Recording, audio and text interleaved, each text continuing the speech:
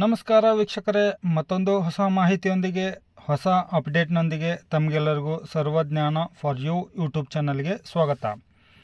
ಈ ವಿಡಿಯೋದಲ್ಲಿ ತಿಳಿಸ್ಕೊಡ್ತಾ ಇರೋ ಮಾಹಿತಿ ಏನು ಅಂತಂದರೆ, ನಿಮಗೆ 14ನೇ ಕಂತು ಜಮಾ ಆಗಿದೆಯೋ ಇಲ್ವೋ ಅನ್ನೋದ್ರ ಬಗ್ಗೆ ನಾನು ನಿಮಗೆ ಇಲ್ಲಿ ವಿತ್ ಪ್ರೂಫ್ ಸಮೇತ ಈ ವಿಡಿಯೋದಲ್ಲಿ ಮಾಹಿತಿಯನ್ನು ತಿಳಿಸ್ಕೊಡ್ತಾ ಇದ್ದೀನಿ. ವಿಡಿಯೋನ ಶುರು ಮಾಡೋಕ್ಕೂ ಮುನ್ನ ನೀವಿನ್ನೂ ನನ್ನ ಚಾನಲ್ಗೆ ಮೊದಲ ಬಾರಿ ವಿಸಿಟ್ ಮಾಡಿದರೆ ಅಥವಾ ನನ್ನ ವಿಡಿಯೋನ ಮೊದಲು ಬಾರಿ ನೋಡ್ತಾ ಇದ್ದರೆ ವಿಡಿಯೋಗೆ ಒಂದು ಲೈಕ್ ಕೊಡಿ, ಹಾಗೆ ಚಾನಲ್ಗೆ ಸಬ್ಸ್ಕ್ರೈಬ್ ಮಾಡ್ಕೊಂಬಿಟ್ಟು ನೋಟಿಫಿಕೇಷನ್ ಆಲ್ ಅಂತೇಳಿ ಸೆಲೆಕ್ಟ್ ಮಾಡ್ಕೊಳ್ಳಿ.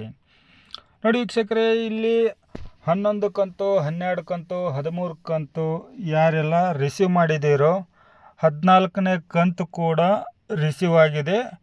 ಯಾರೆಲ್ಲ 13ನೇ ಕಂತುವರೆಗೂ ರಿಸೀವ್ ಮಾಡ್ಕೊಂಡಿದ್ದಾರೋ ಅಂಥವ್ರಿಗೆಲ್ಲರಿಗೂ ಕೂಡ 14ನೇ ಕಂತು ಇವತ್ತು ಸಾಯಂಕಾಲ ಜಮಾ ಆಗಿದೆ.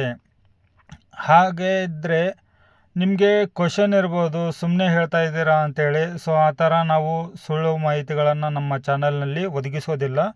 ನಾನು ನಿಮಗೆ ಇಲ್ಲಿ ಒಂದು ಫ್ರ್ಯಾಂಚೈಸಿಯನ್ನು ಯೂಸ್ ಮಾಡ್ತಾ ಇದ್ದೀನಿ. ನಾನು ಕಸ್ಟಮರ್ಗೆ ಅಂತ ಹೇಳಿ ಅಮೌಂಟು ವಿಡ್ರಾ ಮಾಡಲಿಕ್ಕೆ ಅಥವಾ ಟ್ರಾನ್ಸ್ಫರ್ ಮಾಡಲಿಕ್ಕೆ ಅಂತ ಹೇಳಿ ನಾನು ಒಂದು ಸ್ಪೈಸ್ ಮನಿ ಅಂತ ಹೇಳಿ ಒಂದು ಫ್ರ್ಯಾಂಚೈಸಿಯನ್ನು ಯೂಸ್ ಮಾಡ್ತಾ ಇದ್ದೀನಿ. ಸೊ ಆ ಒಂದು ಫ್ರ್ಯಾಂಚೈಸಿಯಲ್ಲಿ ನಾನು ಇವತ್ತು ಒಂದು ಕಸ್ಟಮರಿಗೆ ಅಮೌಂಟ್ ಕೂಡ ವಿಡ್ರಾ ಮಾಡಿ ಕೊಟ್ಟಿದ್ದೇನೆ. ಆ ಒಂದು ವಿಡ್ರಾ ಮಾಡಿರೋದಾಗಲಿ ಅಥವಾ ಹಣ ಬಂದಿರೋದಾಗಲಿ ಜಮಾ ಆಗಿರೋದಾಗಲಿ ನಾನು ನಿಮಗೆ ಇಲ್ಲಿ ಈ ವಿಡಿಯೋದಲ್ಲಿ ವಿತ್ ಪ್ರೂಫ್ ಸಮೇತ ತೋರಿಸ್ತಾ ಇದ್ದೀನಿ. ಇಲ್ಲಿ ನೋಡಿ, ನಾನು ಒಂದು ಪಕ್ಕದಲ್ಲಿ ಸ್ಕ್ರೀನ್ಶಾಟನ್ನು ಹಾಕ್ತಾ ಇದ್ದೇನೆ. ಇಲ್ಲಿ ನೋಡಿ, ನಾನು ನಿಮಗೆ ಅವರ ಒಂದು ಅಕೌಂಟ್ನಲ್ಲಿ ಇರುವಂಥದ್ದು ಟೋಟಲ್ ಆಗಿ 6,464 ರೂಪಾಯಿ 30 ಪೈಸೆ ಇದೆ.